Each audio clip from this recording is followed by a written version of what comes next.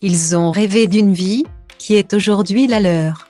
Peu de temps après la demande en fiançailles de Benjamin Sama à Madi Boursiaga, le jeune couple a pris la décision d'agrandir leur famille.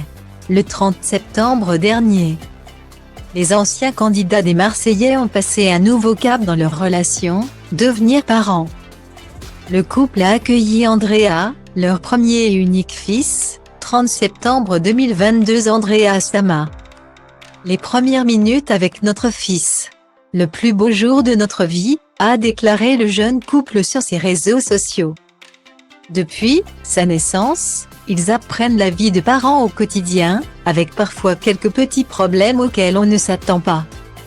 Dès la naissance d'un enfant, la mission des parents est de l'emmener, très rapidement, faire quelques examens médicaux pour vérifier si tout va bien.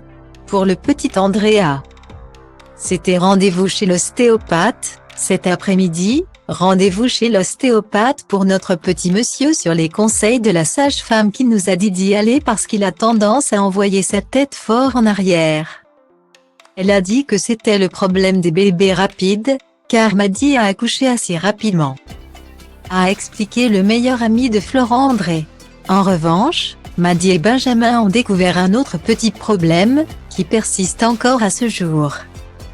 Dimanche 16 octobre, les parents d'Andrea se sont rendus chez le pédiatre en urgence. On est allé voir le pédiatre ce matin, car Andrea fait de grosses crises, il dort très peu, a beaucoup de reflux, il se tord dans tous les sens après chaque biberon, a expliqué le père de famille.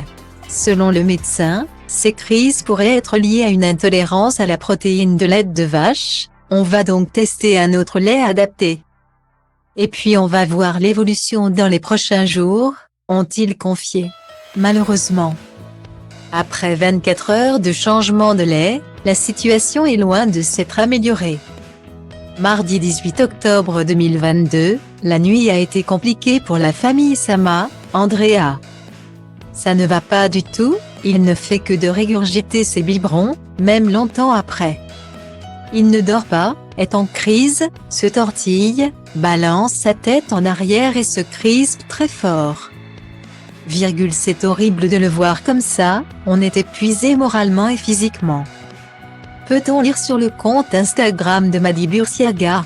La petite famille s'est une nouvelle fois rendue chez le pédiatre ce mardi 18 octobre, dans l'espoir de pouvoir régler le problème. Cette fois, le médecin a prescrit un traitement contre le reflux gastro-œsophagien pour le nouveau-né.